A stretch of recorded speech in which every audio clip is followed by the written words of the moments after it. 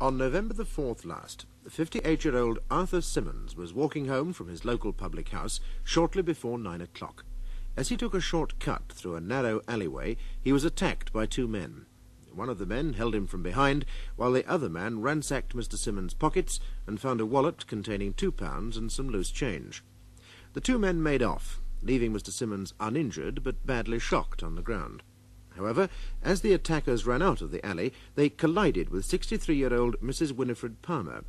After beating at them several times with her umbrella, she chased them up the street some distance before returning to tend to Mr. Simmons. Mrs. Palmer accompanied Mr. Simmons to the main street of the neighbourhood, where they found Police Constable Kershaw. P.C. Kershaw took them along to a local youth club, catering mainly for the black immigrant population of the area. Mr. Simmons and Mrs. Palmer identified two youths as the assailants. The trial of John Harold Dempsey and Colin Clive Langham has just opened in Fulchester Crown Court, where they're charged with stealing with the use of force. They're pleading not guilty. Arthur Simmons is now in the witness box.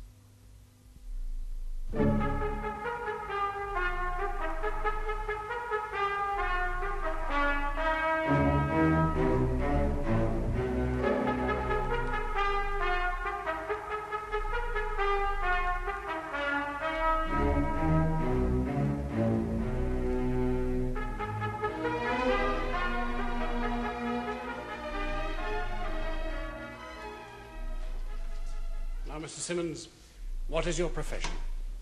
Well, I used to be a storeman. I understand you're retired. Yes. And would you tell the court why you're retired? I didn't have much choice. Just the reason, Mr. Simmons? Well, 2 years ago I had a slipped disc. My back's never been the same since, so...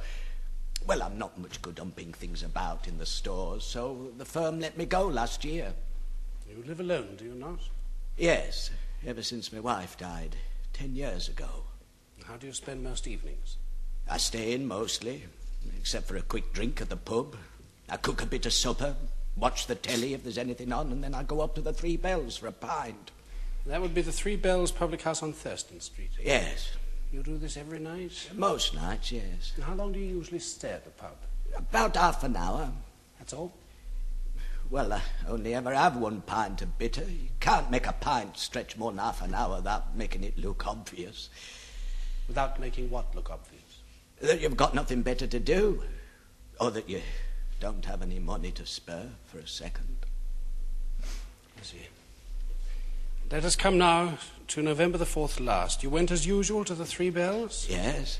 You had your pint, took the usual amount of time over it? Yes. And you left about... I left just before 9. How can you be so certain of the time? Well, the pub's got a television set. They said the next programme after the commercials was the one I always watch, at 9 o'clock, so I drank up and left.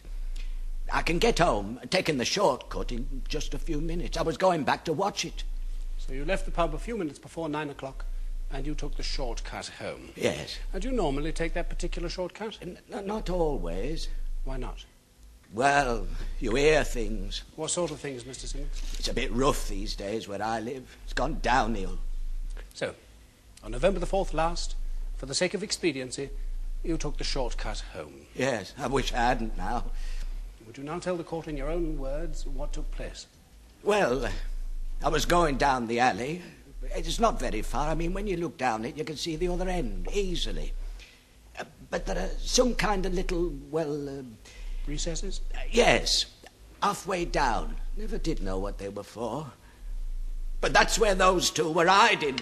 Mr. Simmons, you must only answer the questions you're asked. Otherwise you may say something you shouldn't. But it was them. I repeat, only answer the questions you're asked. Mr. Simmons, two men leapt out of you at you from the shadows. Yes. How did they go about it, these two men? Well, suddenly there was a lot of scuffling. And the next thing I knew, someone had an arm round my neck. Like this. They pulled me backwards. Yes, go on. Then this same bloke, the one behind me, he got his other arm and he linked it up through mine, sort of pinned me to him. Then he took the arm from my neck and he did the same to my other side. They held you in a full Nelson? I don't know. One arm coming through here and here, up. Well, why don't you show us, Mr. Elliot? Perhaps you could use a live model. Certainly, my lord. I'm sure the constable won't arrest you for assault.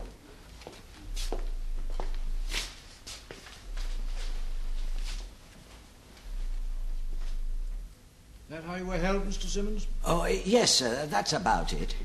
Is that exactly it? Well, as far as I can remember, yes, sir. As can be noted, my lord, a full Nelson is an extremely difficult hold to break out of. Yeah.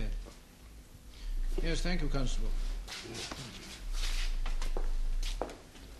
Ah, Mr. Simmons, while the men held you in that position, what happened? Well, then one of them began going through my pockets. What were you wearing? I had on my jacket and my trousers. Top coat? Yes. Yes, it was cold that night. Or did either man speak while they were searching you? No. No, I know one of them, the one behind me, he was breathing real heavy, sort of panting. His mouth was right next to me ear. Could you estimate how long they held you while they were going through your pockets? Well, seemed like forever, but I suppose it couldn't have been. Then the one in front of me, he tried my top coat pockets, then he went into the inside pocket of my jacket. When they found my wallet, they let me go and ran off. And it couldn't have been even a minute when you think about it. Now, can you recall what happened after they ran off? Well, I know when he let me go, I fell down.